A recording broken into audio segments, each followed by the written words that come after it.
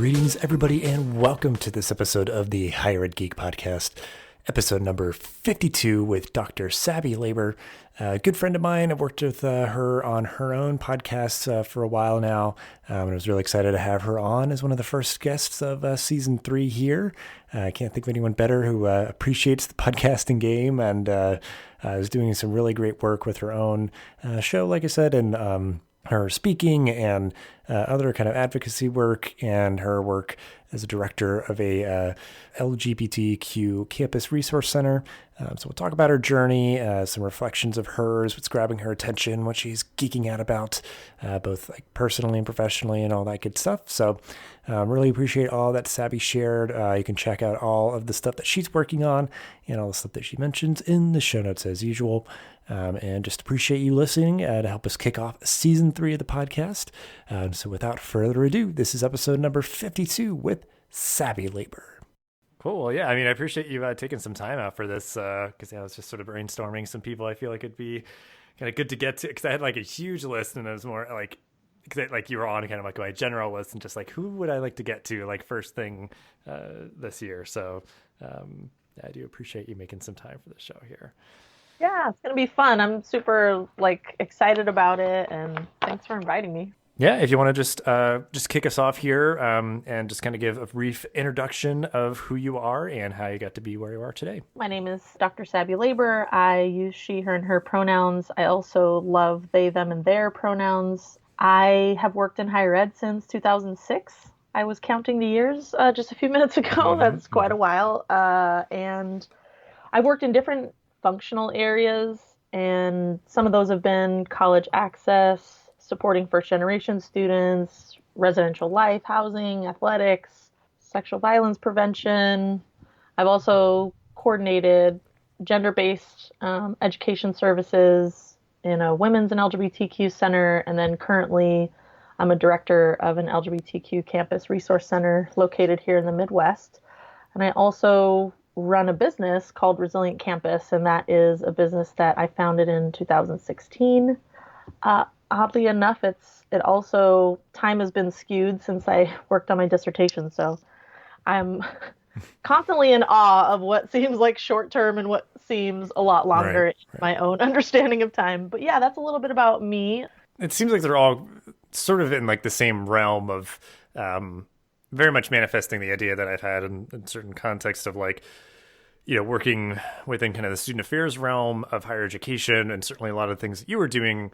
I know it's not like formally your background, but it's kind of like the, you know, the more like social work kind of like aspects or something, like you're working on like really like important kind of like sensitive things that can happen on a college campus, and those like areas where a lot of learning can happen and identity development, those sort of things. Like, and I don't know if it was like sort of simple things, or it also could kind of rope in, because yeah, like you do speaking, you do podcasting, like it's all these different like sort of, you know, different areas that you've explored and worked in, and different things that you've done. Like, but I guess before we get to anything else, like what are sort of like maybe like the decision points of like going from one place to another, one job to another, like doing all these different things? Because I think it, and I hope and I assume like it's given you a lot, you know, in terms of just your understanding of the complexities of this work and appreciation for different functional areas and all those different things. But I guess like, what was sort of like that journey and that process of like, you know, all these different things that you have done and you are still currently doing? I guess what was that journey like for you in terms of like deciding to speak and deciding to do a podcast and like, you know, going from one job to the next? I know sometimes it's just like, you're like, oh, well, I was moving, so I needed to get a new job or something, like, you know, simple stuff like that. But I guess anything that comes to mind in terms of just like that journey of going through all these different aspects of student affairs work. Yeah, I think that my journey has really highlighted the simple fact that we can plan all we want, but life is going to just throw us in different directions and provide us different opportunities to make choices along the way.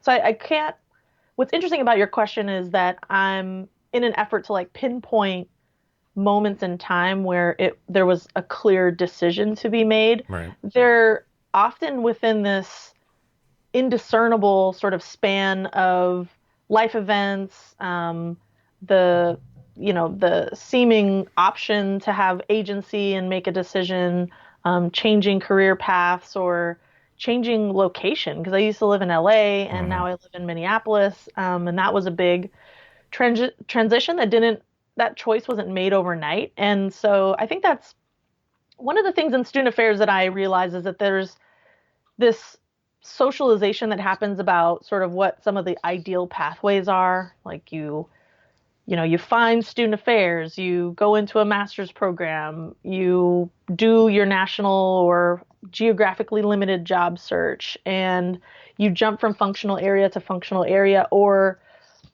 campus to campus within a functional area to then sort of do that leapfrog like career journey to Hmm. get promoted or to have new tasks or responsibilities in your portfolio. And I've heard from a lot of people that there is a pressure to conform to some aspirational way of moving along in this career trajectory that we call student affairs.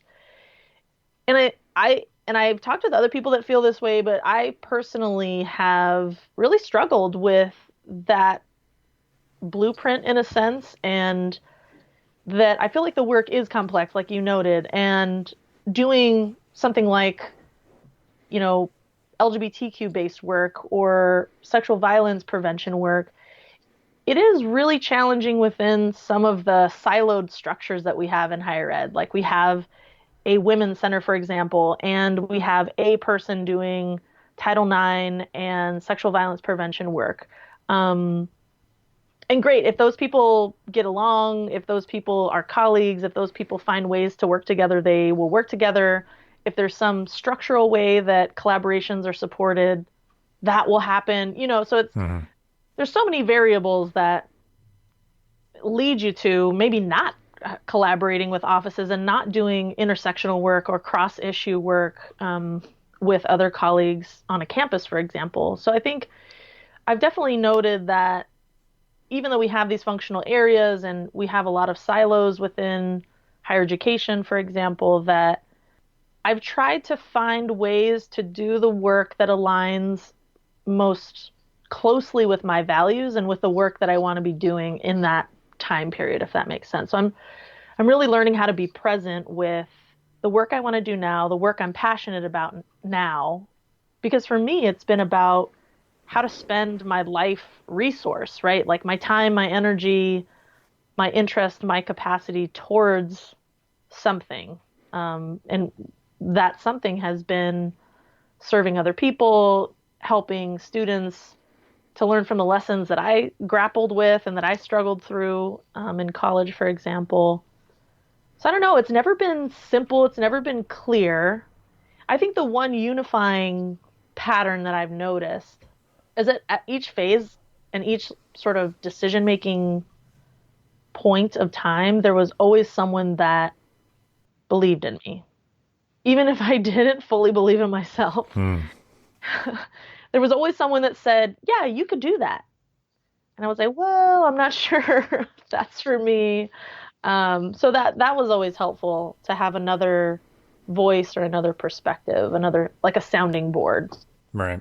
Yeah. Yeah. I mean, that's just like a good piece of advice is like people find their own ways and have the ability or the power to uh, help other people figure those things out. Like I remember sometimes, I guess the one time most salient was like what kind of got me into this whole higher ed scene was just even applying to be an RA in the first place. It was just somebody kind of tapped me on the shoulder and said like, "Hey, you might be good for this kind of thing." And just those like little nudges, the motivation, the encouragement, and stuff can really help people and making decisions. But yeah, I think it's a lot of good stuff from what you said. Yeah, of just like it is just kind of how it is nowadays. I think with young people building their careers, they're going to be kind of, transient from one job to the next and like geographically and those sort of things. And that can just kind of happen upon you for any number of reasons. Or if you are trying to, build your career, it's almost what's required at this point. It's an anomaly for somebody to like, spend a whole lot of time at one place. And if you can, that's awesome. And if it's a place that you enjoy being at, even better. But yeah, sometimes that being like, yeah, happening upon you and not feeling like you had the full choice to make decisions and stuff like that. So, yeah, a lot of interesting things to kind of go over. And I guess I don't know if any of this in terms of like, these interests that you have and your values and kind of letting those help drive you? Like, I always like to hear kind of people's origin stories, like college being this like formative time, or like when they were younger, kind of whatever that may be. Like, what do you feel like your college experience or graduate school experience or anything, like what was kind of like the most formative time that was kind of your origin story, maybe that kind of, initially set you on this path or just kind of taught you a lot of good life lessons? Yeah, I think my experience in the California community colleges was really formative for me. I went to high school in a really small town. My college counselor, when I asked her about going to UC Berkeley, because I had gotten or was it UCLA? I can't remember. It was like a, a brochure I got in the mail. It was Right. this big, like cardstock, super glossy. It looked like it was fancy. Hmm. It was addressed to me, to my house as a high schooler. And I thought, wow, I'm getting mail. These people want me to apply there. And I remember bringing it to my college counselor, and she said, yeah, no, you're not going to get in there. That's not a college for you. And you should apply to the community college next door. And in our town, we only had one college, and it was a community college next door to our high school. And so I just remember that, I carry that with me each day. The idea that not only is it powerful that someone believes in you, and for that to synergize your own thoughts about your abilities or possibilities for your life, or contradict and be that sounding board to help you get over imposter syndrome or move through it in a way that we have these conversations with ourselves about what we can do. I know I have them a lot with myself about who am I? Why do people invite me into certain conversations? Kind of struggling with my own feelings of just being an imposter constantly.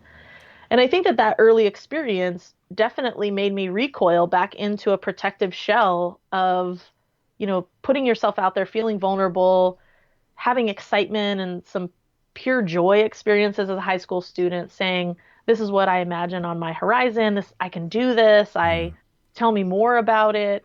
And just being completely shut down was a really, really important experience for me today as someone that's now supporting college students and making sure that we don't do that again.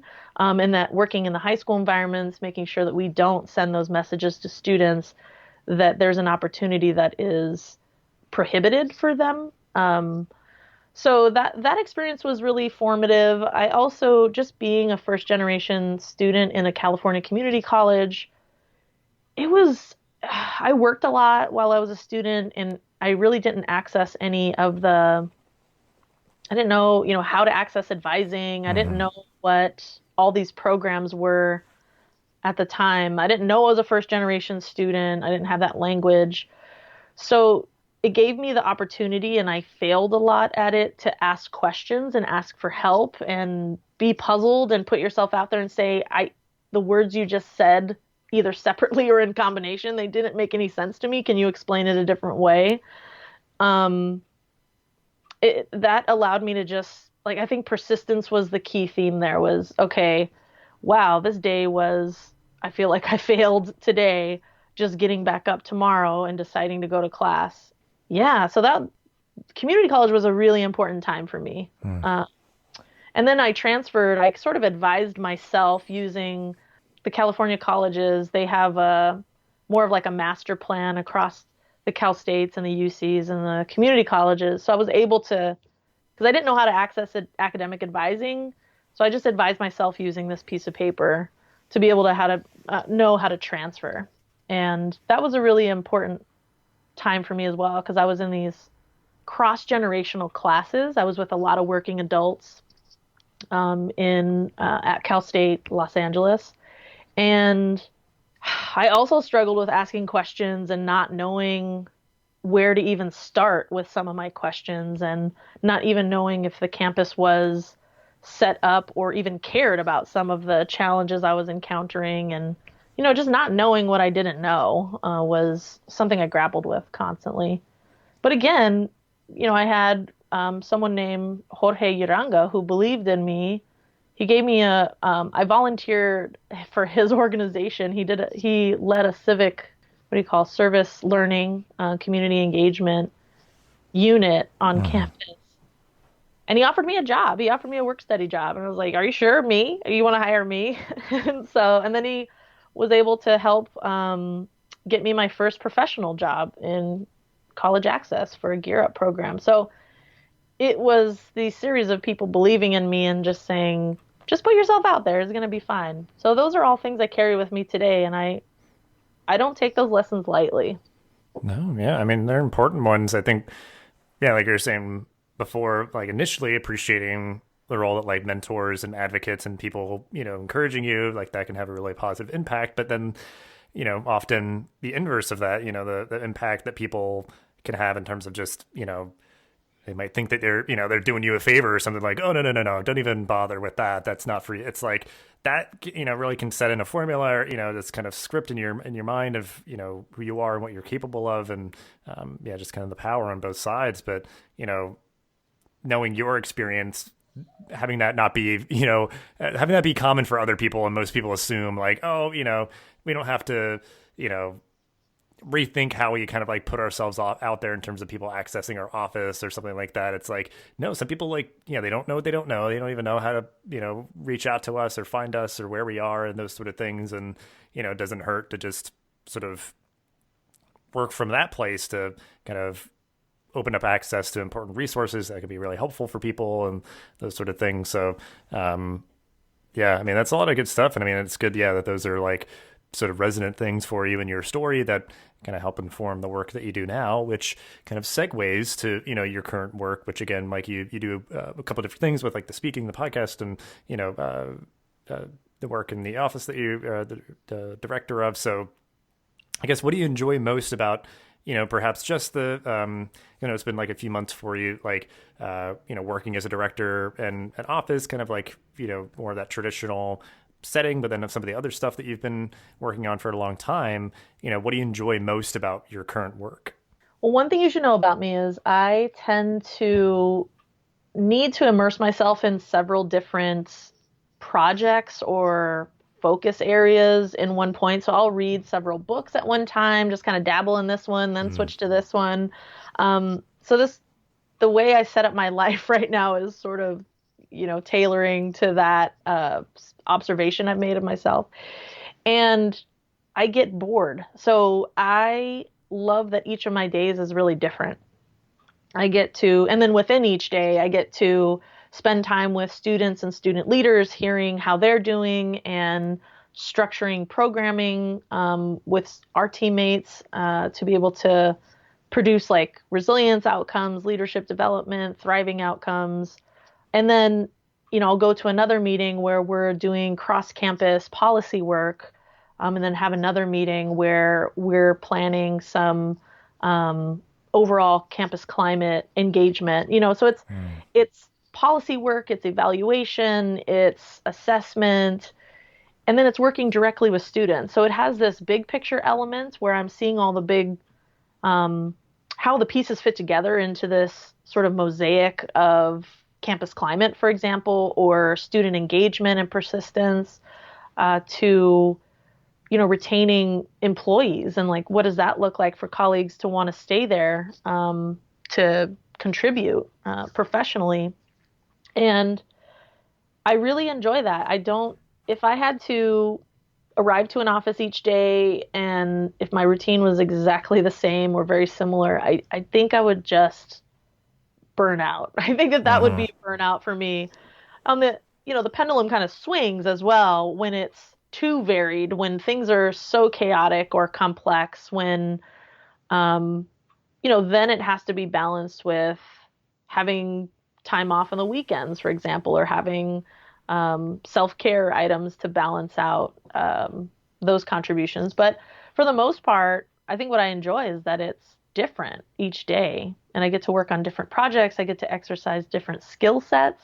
I can create programs. I can consult on programs and processes, and then I can just work with individual humans. So that's, and just be with them and get to know them and get to support them and be in community with them. So I like all those different things, and that's my day-to-day work on the university campus. And then with Resilient Campus, I think it's I get to work on passion projects. So I worked on my Stay Resilient planner, and having time to format that thing was really important. So that Mm. was I also enjoyed that, but I would get so lost in time. I would work on the weekends and the evenings, since I've been in this professional role at the university.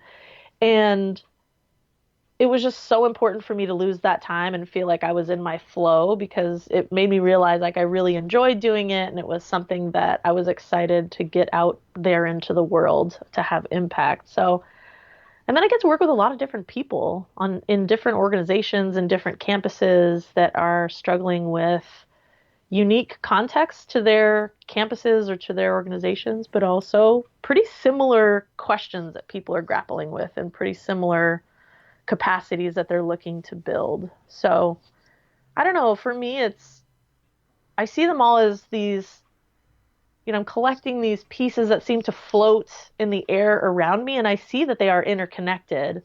And I think that's one of the vantage points of not only now being on a campus day to day, but I get to work with colleagues across, many different institution types and geographic regions. It's just super rad. Like, I really, I mean, I geek out on all of this stuff. It's like constantly consuming new information, is what I enjoy a lot.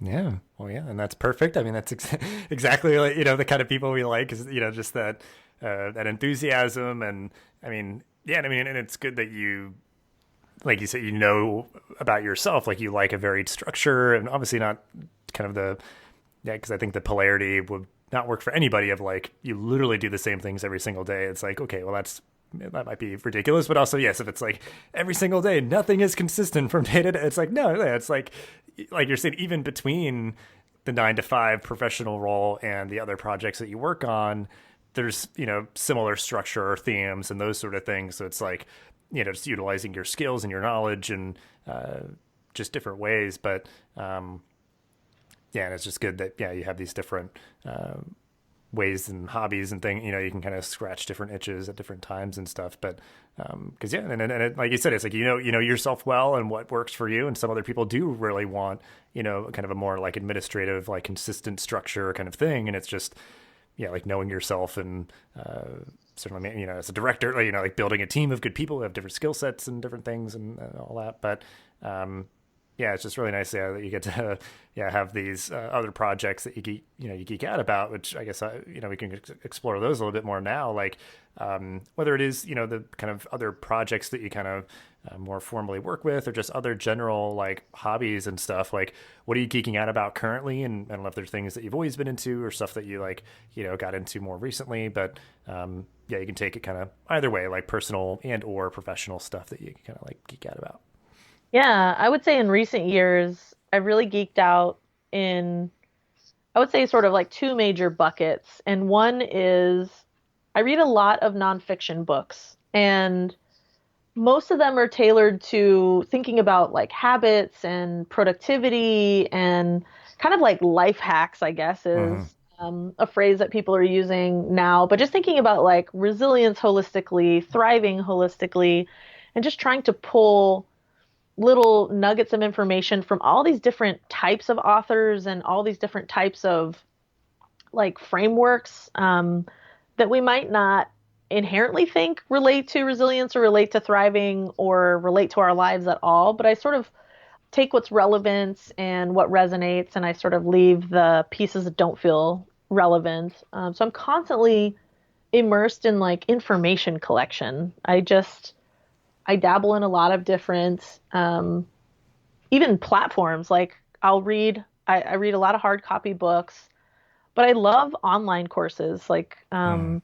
I'm geeking out right now on Creative Live. It's an online platform that my spouse and I signed up for. We've been waiting till December because they have every year they kind of open up like an annual membership. And Mm. we're sort of like saving our pennies and waiting to put in for this annual membership. And it's like all these courses on photography, a lot for entrepreneurs and different types of softwares, how to use them to like design books or flyers or whatever you need for like your creative life, your business life. And it's just really well done. Like I was really loving this course I just took on how to turn your service into a product. And it's like in higher ed, I see and hear people doing excellent work. I mean, they are moving these new models, these new innovative ways of doing things and serving students and engaging social justice work, for example. And it's really about how to turn that work, that knowledge, the way that people like facilitate a training, for example, or design a curriculum for their students or a leadership retreat, like taking that knowledge and turning it into something that can then scale out and have impact for other people on other campuses or as one example. So it was this yeah, it was a couple hours long, but it was in chunks and I just loved it. I took a lot of notes. I'll probably replay it again just because I probably missed some things. Mm. But yeah, I geek out on like online courses. I love, and I would say the second bucket of things like that's not nonfiction books related to like productivity and resilience is I guess like Afrofuturist and speculative fiction books and stories. So like I read Bright City by DC Edwards, who is pretty awesome author and a friend of mine. And then I read this really cool series called Beanty by Nanedia Corafor. And I don't know, I'm just kind of nerding out and geeking out on like how utopia and like I guess like utopic and dystopic narratives or like frames of understanding our society have such intense meaning for like our social dynamics, our present, our past, our future. I'm just like kind of obsessed with it. And Mm. so, but it's so different because like growing up, I wasn't really into, I was into reading, but I read a lot of fiction and it wasn't kind of like sci-fi or speculative fiction. It wasn't anything like I'm reading now, but I was kind of obsessed with like Star Wars, and I thought it was a source of entertainment. You know, like Star Wars is this kind of fun fantasy you escape into this other kind of worldly way of knowing or this other world in a sense. But nothing deeper than that. Like I didn't think like, wow, this makes me think about society or so that's how it's evolved, I guess. Yeah. Well, I think yeah, it's like Star Wars probably like I'm sure some people have like thought and written about this, but like being like this like gateway drug for lack of a better term into like sci-fi of just like yeah, like it's just like a very widely known and accepted kind of thing. And I mean like Star Trek probably similarly and you know, it might just be of like what somebody's flavor is because Star Trek tends more towards like that like you know, utopic future or whatever. But yeah, it sounds like I guess some of those books are kind of like they're light sci-fi or they're just sort of like predicting or like I don't I guess I'd have to go check them out. We'll link to them in the show notes if folks want to check them out. But yeah, I guess it's neat. Yeah, people just thinking about yeah these different themes and maybe just like playing them out or you know just like writing yeah these fiction stories and stuff. Because yeah, I tend more towards in terms of reading yeah like similar nonfiction stuff to you just about like life or you know some kind of just things that are happening and like advice and kind of life hacks and that kind of stuff. But because yeah, I just like get all my stories really from like video games and movies and TV. So like I don't really read a lot of fiction books, but certainly yeah, like any of those kind of stories. That's always what I love about sci-fi is like the yeah they're like playing off themes and you know lessons and those sort of things. But Right. yeah, it's all really cool stuff. And I guess yeah, I mean, is there any others like specific things that you'd like want to recommend in terms of yeah like what you're reading or watching or listening to just anything that comes to mind of kind of your diet of entertainment and those sort of things and I guess yeah like any like because it's always nice neat to hear like how these hobbies and these interests sort of like positively contribute to your life. So I guess anything else kind of salient there of like any things you might want to recommend. Yeah. I mean, one, I had this realization as you were talking that these two interests, although they are separate, like looking at nonfiction bodies of scholarship around like resilience and thriving, for example, and then reading speculative fiction, for me, they are related because we're thinking about like what it means to, in today's conditions that we know as reality, like what can we imagine as possibilities for radical transformation or radical decimation? Like what are the span of possibilities? Because I think that part of what we're talking about in community right now is if we can practice this and practice and develop this ability to see the vision that we want to create for tomorrow, then it becomes that much more possible to then enact that future, if that Hmm. makes sense. So I think that that's something we're talking about. And that relates to both a book and a podcast that I'm just super obsessed with. And I know some of my colleagues on campus, we just like totally geek out on the podcast, How to Survive the End of the World. And that's with Adrienne Ree Brown and Autumn Brown. And then I'm also equally obsessed with the emergent strategy book that Adrienne Ree Brown wrote recently. And so, like, yesterday I was listening to their podcast, and sometimes they'll have guests on, and then sometimes it'll just be these two sisters talking to each other. And they are just like the ray of sunshine, laughter, heartbreak, like all of the all of the emotions that I Hmm. need in the day. Like they help me ground in those. Um, but yesterday they just, and I feel like people around me are wondering, am I talking to myself? Like, am I actually on the phone talking to someone? Because I have my headphones on and I'm like, yes, oh, and I'm laughing and I'm like, oh, that's so real. You're just totally talking to myself. Anyways, so yesterday was one of those days, and they were talking about burnout in one part of the show, and Adrienne Ree Brown said, she realized that Autumn Brown was going to need a sabbatical from all the work that Autumn has been doing this year, and just needs a break. So they were talking about how it was important for Adrienne Marie to see that her sister needed that sabbatical, that time off, because Adrienne Marie said, I'm somewhat of a burnout expert, right? Like what I know is that by the time that you're burnt out, you're already crispy. and Yeah.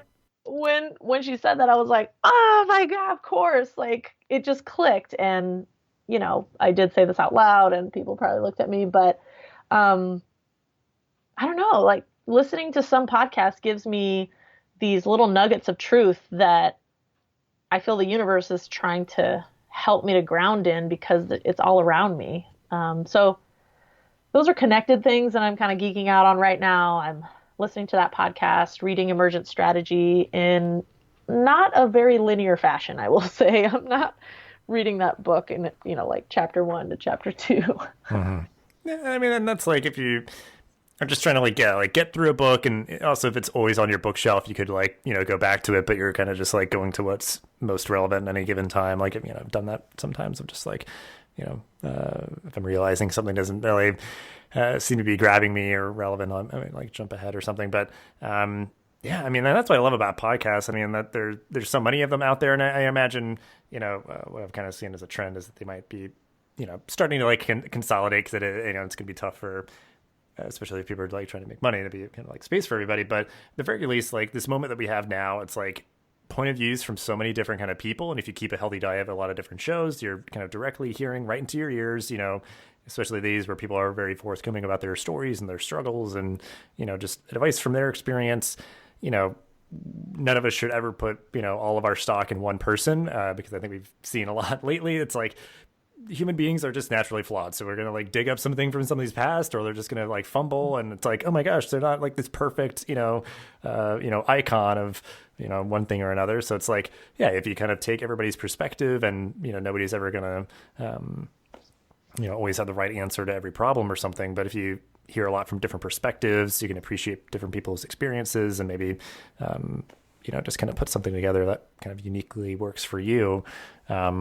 But yeah, that's great. And I think that is like one really good anecdote from those of just like if you have reached this status of, burnt out, it's like, yeah, like you're done. That's it. Like there's nothing left. It's like you have to catch yourself in the process of burning out and kind of get the fire extinguisher, kind of put out that whatever is kind of cooking you there. So because it's like sometimes, yeah, it's just those one little thing, yeah, like something clicks into place and it can kind of reshape how you're looking at whatever you're going through, or if something kind of comes at you, it's like you can kind of deal with it in a perhaps a better way. But yeah, and I guess anything else like quick like rapid fire maybe that you'd want to recommend, I guess, like anything that you're reading, watching, and or listening to.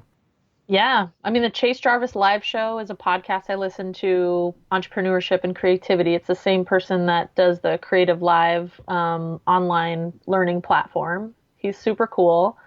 I listen to Entrepreneurs on Fire, which is another podcast. So entrepreneurship is the theme there. And then I listen to like Oprah's Sunday Soul Sessions. I think those are super Soul Sundays. Is I just love hearing Oprah. She's really great. And I would say those are kind of my top go-tos. I have a library of a lot of podcasts. I can never decide what to listen to. Yeah. Yeah, and that's good. That's what I do. Yeah, like I don't like necessarily subscribe to everything that's in my feed, but it might be like, oh, I haven't listened to this one in a little while. I like grab a couple that seem relevant and stuff. Like, but yeah, there's some of the ones in my feed that it's like I'm subscribed every single week, listening to every episode. Whether it's just like friends hanging out and chatting, or for me like higher ed tech focused. Like there's some that I like really love listening to and hearing the perspectives on stuff. But yeah, we'll include all of those as well. But yeah, as we wrap up, always like to end things on an optimistic note. What is, something or things that you're looking forward to in your job, life, and or the world?